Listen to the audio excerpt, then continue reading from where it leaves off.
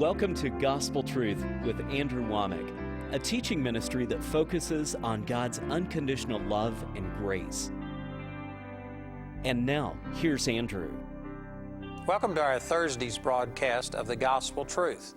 Today I'm continuing a series that I started nearly 2 weeks ago talking about a Christian first aid kit. This is taken from John 14, 15, and 16, what Jesus told His disciples the night before His crucifixion. And He was preparing them for the worst time of their life. And likewise, we can prepare for the terrible things that come against us in life by taking these same things that Jesus told His disciples, and we can apply them to ourselves. What I talked about all last week was John 14:1, where Jesus said, "Let not your heart be troubled. You believe in God, believe also in me." The very first thing you have to do is not panic. You have to believe. You have to grab hold of your emotions, and instead of letting them be out of control, you have to control them. Your first response is very important. And then all of this week, I've been talking about John 14, verses 2 and 3, where Jesus said, "In my Father's house are many mansions. If it were not so, I would have told you. I go and prepare a place for you, and if I go and prepare a place for you, I will come again and receive you unto myself, that where I am, there you may be also." And I believe that the reason He started talking about heaven was because they were going to enter into a time where really it didn't look like there was anything positive, anything to be praising God about in between the crucifixion and the resurrection. From their standpoint, Jesus had lost. He had been beaten. He was now dead and buried. And from just a carnal, non-believer perspective, there was nothing to be praising God about. And so, what do you do in a situation where your situation is so bleak you can't see anything? Well, you just think about heaven. Think about the promises. Think about that if worse comes to worse, and if you die, you go directly into the presence of God. And so Jesus was trying to prepare them that, look, even though this looks like defeat, He says, remember that in my Father's house there are many mansions, and I'm going to prepare a place for you, and I will come again.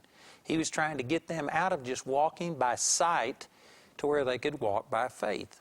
And I also turned over to 2 Corinthians chapter 4, verses 17 and 18, where Paul said the same thing. He said, these are just light afflictions. He had terrible afflictions compared to most of us, and yet he said they're just a light affliction. And he gave two reasons. He says it's just for a moment. And then he said also that we look not at things which are seen, but at things which are not seen. Anything that can be seen is temporal or temporary, but anything that cannot be seen is eternal. It's much better to be looking at eternal things than just the transient, temporary things that go on in this life.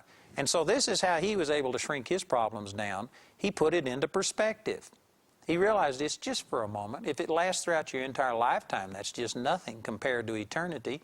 And he wasn't walking only by sight, but he was walking by faith. And then in 2 Corinthians chapter 5, he begins to amplify this point. And let me just point out again that it says in Scripture that the chapter and verse divisions are not God-inspired. They weren't written. This book wasn't written in chapters and verses. People put these in just for clarification so that we could reference it. You know, I'm using these references and tell you we're talking about 2 Corinthians chapter 5, verse 1.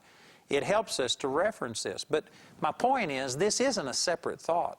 Because it's a new chapter doesn't mean that he switched gears, that somehow or another this is unrelated. He had just talked about how that we aren't looking at things that can be seen, because anything can be seen is temporary, but we're looking at things that can't be seen because they're eternal. And then he gives an example of it in chapter 5, verse 1. "For we know that if our earthly house of this tabernacle were dissolved, we have a building of God, a house not made with hands, eternal in the heavens." This is Old English terminology, but he's just saying that we have something beyond just this physical body. We have a spiritual, glorified body waiting on us. And in verse 2 he says, "For in this we groan." Talking about in this physical body we groan. You know, we put so much emphasis on this physical life. And to a degree, it's okay. We do need to be good stewards and focused on where we are and fulfill what God has given us to do right now. But as long as we are in this physical body, in a fallen world, you know what? We're going to groan. there's going to be hardships. You're going to have Satan trying to attack you and attack your health. You're going to have people that disagree with you. You're going to be in a political system where people are lying and misrepresenting, and there's just strife and there's division, and people are acting selfish. There's always going to be rapes and murders and robberies and on and on. There's just, as long as you're in this physical body, we groan, earnestly desiring to be clothed upon with our house, which is from heaven. Again, this is Old English for saying that as long as we're in this physical body, there's going to be hardships in this physical life. And so we are looking forward to the day when we won't be limited to this physical body and the corruption that's in this world, but we'll be in a glorified body in eternity where there is no corruption. In verse 3, he says, if so be that being clothed we shall not be found naked. In other words, he's just saying that, man, we long for this body so we can get away from, in comparison, this life is like being naked compared to the glory that we are going to experience in the next life. We would, in the same way that a person wouldn't want to walk around naked, you want to be clothed. Well, likewise, this life is like just, you're naked. You are exposed to all of these problems in this world. But in the next life, we are going to be clothed with the glory of God. In verse 4, he says, for we that are in this tabernacle, talking about this body, do groan, being burdened, not that we should be unclothed, but rather clothed upon, that mortality might be swallowed up of life. Again, Old English, it's a little wordy, but he's just basically saying, he says we're groaning as long as we're in this life, not just wanting to escape and end it all. Some people think that when they commit suicide or something, they think, well, I'll just get away from this. No, you hadn't got away from a thing. All you've done is usher yourself into an eternity of this suffering. He's saying we aren't wanting just to escape to be unclothed, but rather we are longing to be clothed upon with this glory that comes from God. In other words, he's amplifying on what he said in the 4th chapter, verse 18, that we are seeing things that can't be seen. In verse 5, he says, now he that wroughteth for the selfsame thing is God, who has also given unto us the earnest of the Spirit. Therefore we are always confident, knowing that while we are at home in this body, we are absent from the Lord. He says this is something I'm absolutely confident of. I'm sold on this. I have zero reservations about it. As long as you are at home in this body, and I don't believe that just means being present in this body, but as long as we are embracing it and focused on it, thinking that this is all that there is, you are absent from the Lord. In other words, you're missing out on all of the glories. The spiritual realm, heaven, is going to be a blast. It's going to be infinitely better than earth at its very best. And he says, man, because he was walking by faith and seeing things that couldn't be seen, he actually was to a place that later in Philippians he says, I am in a strait between two. I have a desire to depart and to be with the Lord, which is far better, but I know that I'm going to remain here for your benefit. And so Paul was longing for this new body. He was longing for eternity when he could be freed from all the corruption that is in this world. And then in verse 7 he says, for we walk by faith and not by sight. Boy, that is a radical statement. Again, I've got 5 teachings set on this right here. I hadn't got time to go into that. But most Christians today walk by sight and not by faith. Most people are going by what can be seen, not by what can't be seen. Most people are thinking that this is terrible. It's drug on for 6 months and I'm not free yet. Instead of thinking about in eternity and putting everything into the light of eternity and recognize it's just for a moment. Most of us are living exactly opposite this, but this says that we walk by faith and not by sight. You can get to where faith is more real to you than the things that you physically see, than the things that you feel in your body. Boy, that is a powerful truth. And then in the next verse he says, we are confident, I say, and willing rather to be absent from the body and to be present with the Lord. He's saying that this is what he would prefer. He was so thinking about spiritual things, things that can't be seen. He was so focused on that. That was more real to him than this physical world that he was experiencing. And I know that there's people watching this right now and thinking that, man, you've just been spending too much time in the Bible. You've lost it. But you know what? I think that you're the one that hasn't been spending enough time in the Bible. Man, I make no bones about it that I am trying to emulate and to walk the way that Paul did, to where I walk by faith and not by sight. I don't say that I've done it perfectly. I'm not saying that I'm anywhere where I need to be, but I'm saying I'm closer than I used to be, and I have seen enough of this and experienced enough of the presence of God that I know it can be done. And I'm excited about it. You know, real quickly, I'm sure that I've given this on television before. I teach so many different places in our Bible school and traveling, I forget where I say what. But anyway, even if I've said this before, it fits. And I want to just use this example that happened to me a number of years ago, where we were holding a meeting for our Bible college, and we called it an Expand Your Vision weekend, and we encouraged people to come and just sit under the ministry of the teachers in the Bible college to see if this was something God wanted them to do. So we had this meeting going. We had about 200 or 300 people there. This is before we were in this building.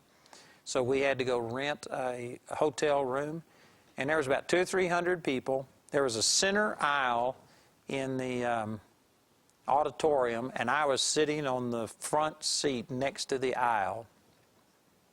And it was during a time of just tremendous praise and worship. And we all had our eyes closed. We were worshiping God. And while I was standing there, in my heart, I just saw Jesus walk through these double doors that were over to my left. And there were these double doors. And in my heart, I saw these doors just fling open like that. And Jesus step inside and just stand there. And as he stood there, these doors just closed behind him real slowly. And then he stood there for a while and watched the service, and then he walked over to a woman that was to my left. She was on the front row on the opposite side, and she was a friend of mine from Chicago. And he walked over and just touched this woman on the head.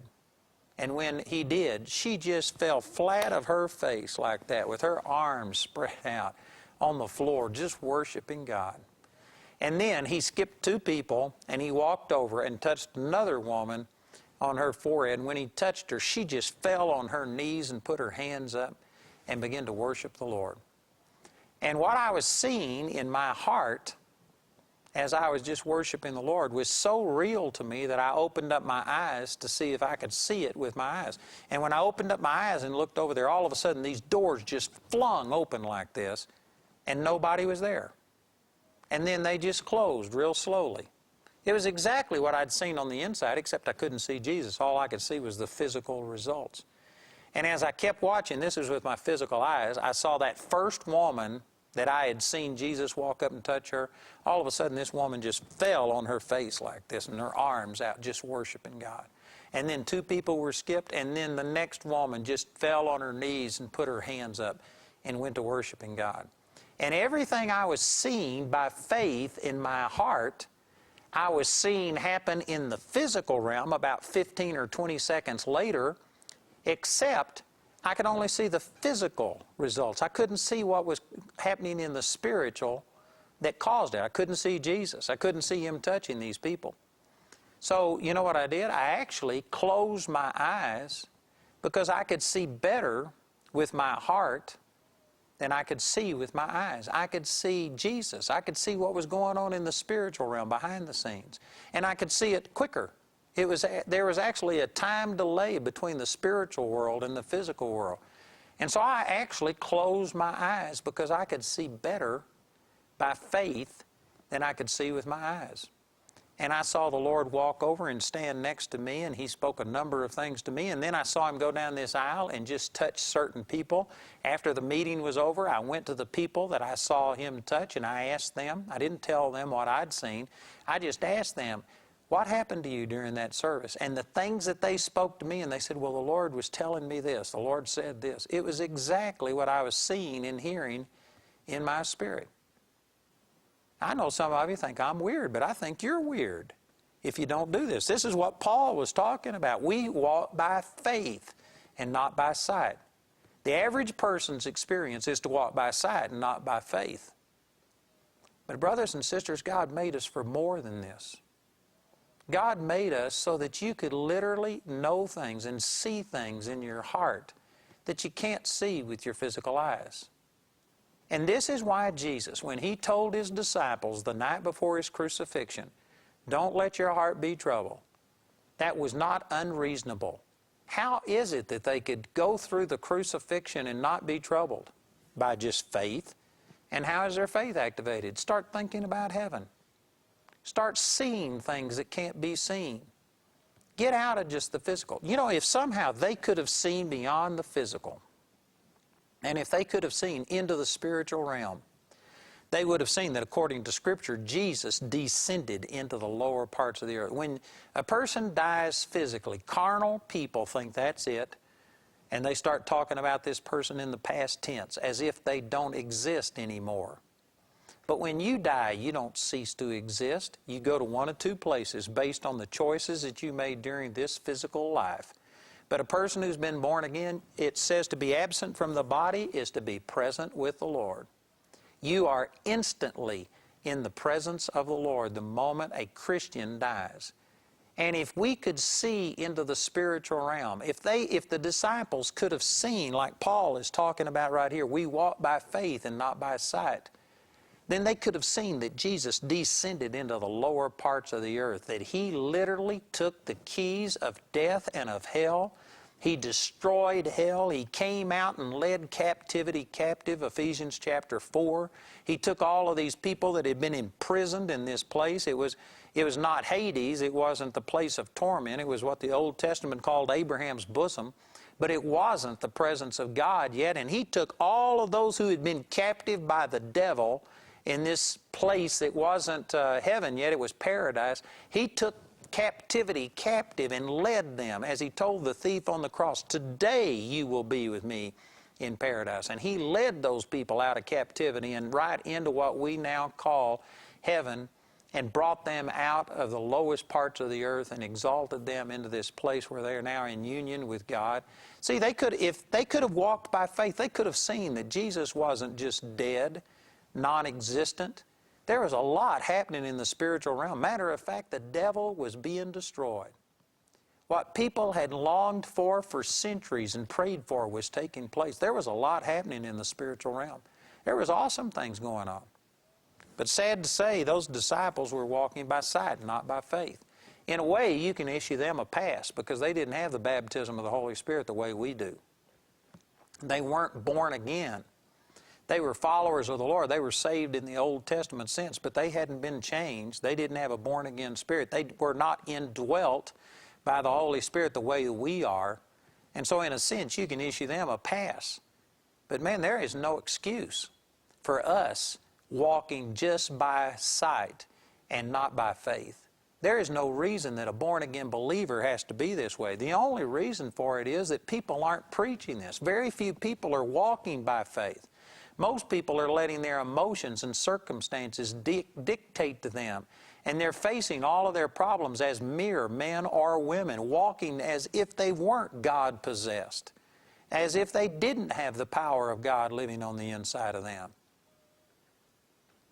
And you know, I'm not trying to condemn anybody. If you don't know it, there is no condemnation. But man, what you don't know is killing you. You need to know the truth, and I'm telling you the truth. That Paul here is talking about how he was able to take these terrible things that happened to him and just shrink them down to where it's a light affliction. He put it into the light of eternity. He quit going by just what you can see. There is nobody as blind as a person who can only go by sight. If you can't walk by faith, if you can't hear the voice of God and see what God's plan for your life is and go beyond what the doctor has to say and the lawyer has to say, and the banker has to say, if you're just limited to physical things, and if you're fighting your battle as a mere man or woman, I guarantee you, you are living way below your privileges as a Christian. We have now been quickened and made alive. And what Paul is saying here about walking by faith and not by sight, this is not just for the super saints, the super dupers. This is for Joe Blow and Jane Doe Christian. Every one of us has the potential of walking by faith, looking beyond the physical things. I'm not saying that you do not have problems, but I am saying that you've got more than just your problems. There is a spiritual world out there. You know, there's so much that I'd love to say. Again, I've got a 5-part series on this entitled Faith Builders. I refer you to that teaching on faith. There's 5 teachings on it. But I could teach a lot of things on this, but just real quickly, let me refer to 2 Kings chapter 6. And this is where Elisha had been giving away the battle plans of the king of Syria to the king of Israel. And every time Syria tried to attack the Israelis were prepared, and they wound up winning every time. So finally, the king of Syria said, somebody's got to be a spy. This is 2 Kings chapter 6. Somebody's got to be giving away our battle plans. And his servant said, it's none of us, it's Elisha. The prophet is telling the king of Israel the words that you speak in your bedchamber. And when he found this out, he sent all of his enemies down to surround Elisha. And in the morning, when his servant got up and walked out on the city wall, he looked, and there was thousands and thousands and thousands of Syrians surrounding them. And so his servant says, alas, my master, how shall we do? That's Old English for he panicked. Amen. He saw all of these Syrians. What are we going to do? And Elisha said, fear not, those that be with us are more than those that be with them. Now see, people who are critical of what I've been saying about walking by faith and seeing things with your heart that you can't see with your eyes, people who are critical of that would sit there and say, well, Elisha just flat out lied. Because in the natural realm, all that was true in the natural was that there was thousands and thousands and thousands of Syrians surrounding them, and there was only 2 of them.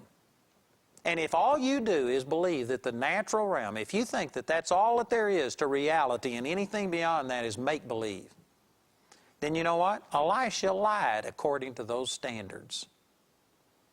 But it wasn't a lie. He was speaking the truth. It just wasn't limited to this physical realm. This physical realm is not all that there is. There is also a spiritual world. There are spiritual beings. There is a spiritual part of you that has been infused with the same power that raised Jesus from the dead if you're born again. And the sad fact is, most people don't face their problems and fight their problems based on who they are in the spirit. They're doing it only from a natural human perspective. And if all you think is real is just this physical world, well, then Elisha lied. But see, there is another spiritual world. And so what Elisha did was raise his hand and say, Father, open the eyes of the young man. He wasn't talking about his physical eyes. His physical eyes were already open. He was talking about opening up his heart so that he can see by faith. And sure enough, the Syrians were still there. But there were horses and chariots of fire on the mountains surrounding them. And Elisha's statement that there are more with us than there are with them was true if you include the spiritual realm. Likewise, the power of God that is with you is greater than any problem that you're facing. If you would embrace, if you could start doing what Paul said and look at things that can't be seen instead of just focusing on the things that can be seen. And if you were to do this, it would shrink your problems, it would put it into perspective, you would be able to deal with it, and you could do exactly what Jesus said, let not your heart be troubled because you believe in God. I'm out of time today, but I will continue this on our program tomorrow, so please listen in for our program tomorrow, and also listen as our announcer tells you how to get these materials. Today's complete teaching, titled Christian First Aid Kit, was recorded live at a recent Gospel Truth seminar. This series has over 6 hours of teaching and is available on either audio CD or DVD.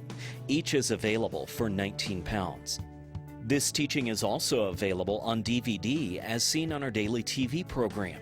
You can receive it for £19 when you contact us. Or you can get the Christian First Aid Kit as part of the Survival Kit package. In addition to Christian First Aid Kit, this package also includes the Christian Survival Kit, a 16-part series. Together, these 2 series provide 22 hours of teaching.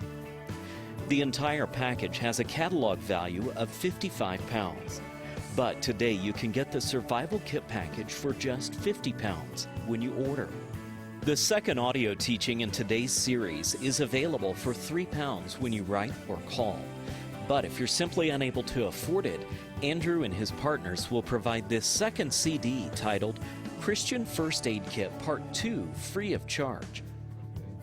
We'd like to remind you that we're offering Andrew's latest book titled Effortless Change for £8.50.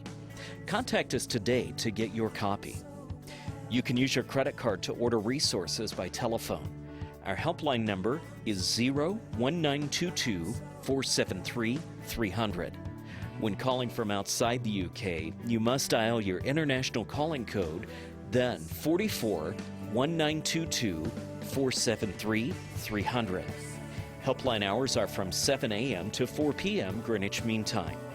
Or you can visit our website where you can order ministry materials 24 hours a day, 7 days a week at awme.net.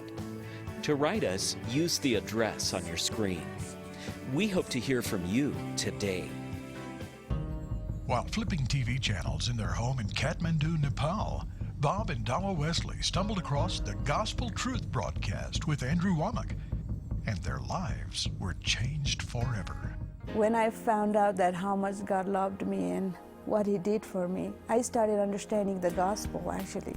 Desiring to fulfill God's call on their lives, Bob and Dawa moved to Colorado Springs and attended Charis Bible College. Then it was back to Nepal and back to work.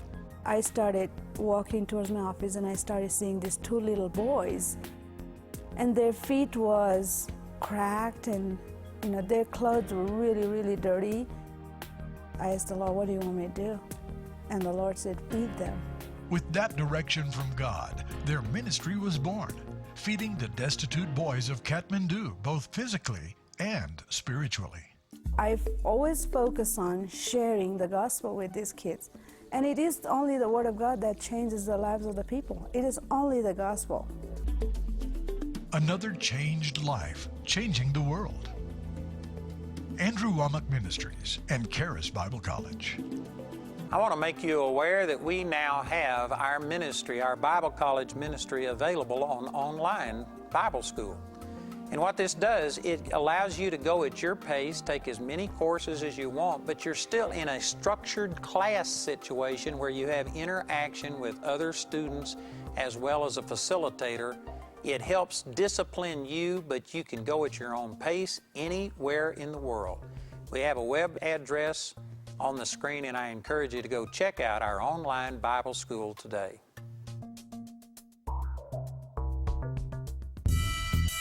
A rusty nail nearly destroyed this young man's life.